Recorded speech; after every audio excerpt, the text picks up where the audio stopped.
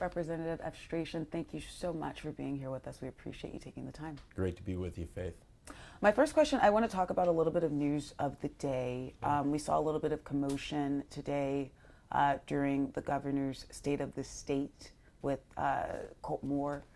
Can you just, your thoughts, initial thoughts on what happened? Do you think that law enforcement did a little bit too much, or do you think that Moore was in the wrong here? So I wasn't present when it happened. I was in the governor's office, walked up with the governor to the floor as he came in to give the speech. Speaker of the House has a responsibility to maintain order and decorum in the House chamber, and that's what Speaker Burns has done throughout his administration as Speaker. So I think the important thing to focus on is the great message that Governor Kemp delivered in his State of the State today. Very ambitious agenda that helps all Georgians, and so I look forward to working on the legislation that he proposed and a successful legislative session. I know a big part of today's speech was talking about the budget surplus. A lot of people want to know, okay, we have all this money in the budget, how much is going to come back to me, the people of Georgia, and when? Yeah, great question. So $6.6 billion has been passed by the General Assembly in recent years in tax relief, tax cuts, and rebates. And we have another $1 billion rebate that we'll be considering this year. This is money going directly back to taxpayers. In addition, the governor today proposed a further income tax cut that will be helpful to all Georgians. The economic benefits that we've seen from the strong financial policy that we've had in the state, I think, has borne out with the great economic growth that we've had in our state. You know, all Georgians right now are mindful of the disastrous policies in Washington that have led to high inflation and the difficulties that we've had in the national economy. And here in Georgia, we're passing fiscal policies that help all Georgians, and I expect we'll see a continuation of that this session. Is there a specific timeline and a specific kind of amount that the average Georgian could expect coming back to them? Or would you say this money is going to be coming back to them through programs? Or are they going to see like a check in the mail? Yeah, sure. So the rebate would actually be a check in the mail, which is around $500 for married filing jointly. And I think that the tax cut that we're talking about is going to be a continuation of the reduction in income tax that we've passed over the past several years. And so I think that Georgians are going to see this ultimately, certainly on their tax returns, see a meaningful difference due to these tax cuts. Look, taxpayers' money belongs in their wallets, not in government coffers. When we cover expenses and are able to provide exceptional services as we do here in the state, surpluses like that can be returned to taxpayers, that can be spent most effectively to benefit all Georgians, continue to improve the economic climate in our state. Representative, what are your key priorities looking ahead to 2025? I know that a lot of your platforms surround education, public safety, tax relief, central to your platform. Do you have any specific pieces of legislation that you are looking at or hoping that will pass this session? Well, there's a few. So first of all, in the area of education, we fully funded education. We've provided tools and resources for schools to really focus on the issue of literacy. So ensuring that third graders are able to read sets them on a path for future success.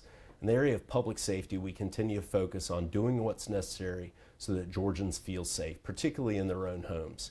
And we're continuing to show our commitment to school security. So over the past few years, we've passed grants that have allowed for school security improvements. And in the budget last year, we had $50,000 per school for additional improvements, which is now in the year-to-year budget. Governor Kemp has announced a $50 million increase in his proposed budget for this year for school safety improvements.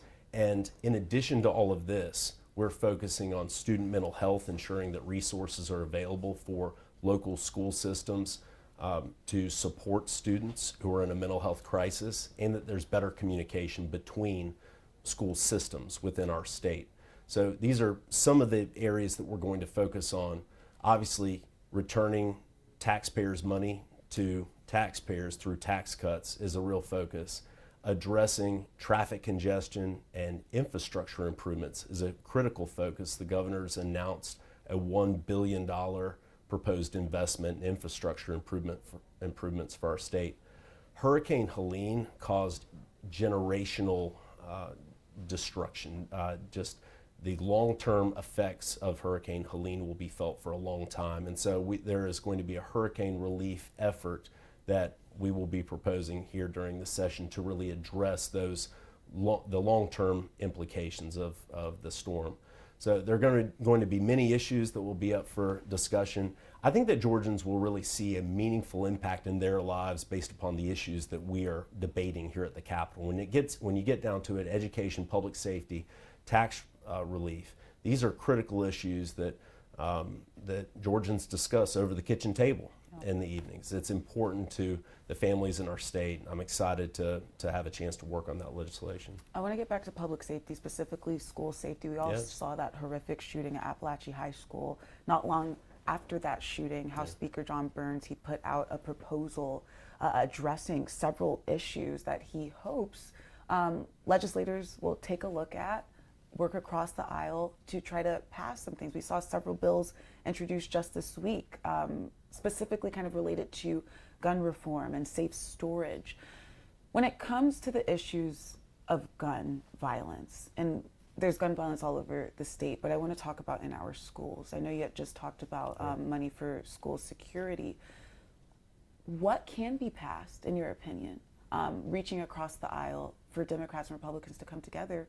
Because most Georgians just want something done so their kids can be safe while they're at school and they don't have to worry about guns on campus. Absolutely, of course. So not every school system across our state is the same, and imposing a one-size-fits-all approach could have problematic implications. Just you think about rural Georgia versus Atlanta, Gwinnett County, where I'm from, Metro Atlanta areas. There's just very different needs in different school districts. So I think the allowing for money to be available as grants to local school systems that is meaningful in the amount, so that actual safety improvements, be it infrastructure or alert systems, can be put in place is critical.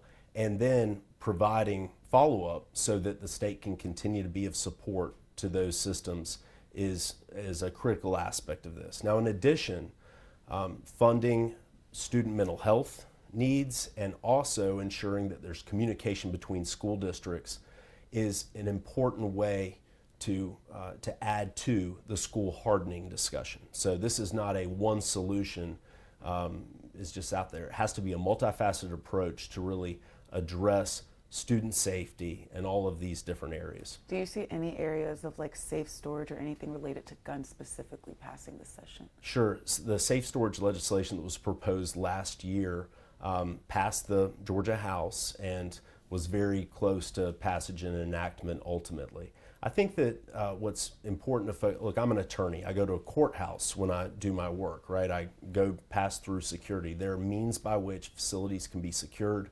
Local systems, school systems know where what needs to be done to ensure that their schools can be best secured, and the state being a good partner with those local school systems to ensure that they have the funding, support, advice, input, so that local systems can follow through with that, I believe is the best role for the state to play in this process. If we were to impose certain requirements just based upon the different needs across our state, be it in city, suburb, or in rural areas, we don't have the ability to tailor the approach to what would be best for that specific school system.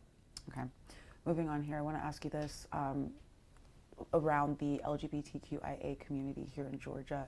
You've had a history of passing legislation having to do with hate crimes, specifically with the Ahmaud Arbery case that happened. Right. With your background in that and potential controversial legislation around those who are transgender or part of the LGBTQIA community, specifically kids, how can you work with your colleagues to pass legislation that is protecting them as well? Well, first of all, you mentioned the hate crimes legislation. So in 2019, I carried legislation Georgia's hate crimes law, which passed with bipartisan support, was an important moment for our state, made clear that Georgians, an attack on an individual, criminal attack on an individual because of who they are, is an attack on all of society, right? The focus on this, the legislation that you're referring to, really relates to boys and girls who are engaged in sports, right? Who are in sports competing in our state, and that boys and girls should compete in their respective sports. And so I think that this is a reasonable approach that's been proposed by Speaker Burns and Lieutenant Governor Jones in that issue area, and I do expect we'll see legislation on that this session. And do you agree, some people are saying that legislators are making a non-issue an issue, specifically when it comes to transgender students competing in sports? What are your thoughts on that? Well, I think that obviously there's been a national debate about this issue. I just saw recently that the Atlanta Journal-Constitution polled on this issue, so it's certainly in the public consciousness right now. There have been specific instances of either state facilities or facilities that receive some state money having this issue in the past. So I would not say that this is a solution in search of a problem. This discussion is real, it's out there, the debate is taking place in public forums, and I think it's appropriate for legislators to engage in those types of situations. My final question for you, I just want to ask you about the city of Mulberry, which you have been extremely active in. What does the future of Mulberry look like? Well, the district that I represent is in northern eastern Gwinnett, and the new city of Mulberry will allow for local control of planning and zoning without imposing a city property tax. The legislation passed here at the state capitol and was supported by voters at the ballot box. Now there's city council members and a mayor who have been elected, and they've gotten to work. They're doing a great job with local control of those issues. And I think the city is going to fulfill the promise that was really out there to allow for voices to be heard as to growth for the future. You know, growth is such an important issue throughout the metro Atlanta area. And local residents, constituents I represent, they are not across the board anti-growth. They just want smart, responsible growth. Anytime new zonings are considered, we have to take into account the impact to roads, the traffic congestion that's going to result, the impact on our schools, the ability to plan for the future so that as new residents move to the metro Atlanta area, we're able to handle the increase in population. I think Mulberry is going to be a tremendous success. I'm very excited for the future, and I believe that residents of Mulberry are going to be very happy that the referendum passed for many years to come. Representative Efstration, thank you so much. We appreciate your time. Thank you, Faith. Thank you.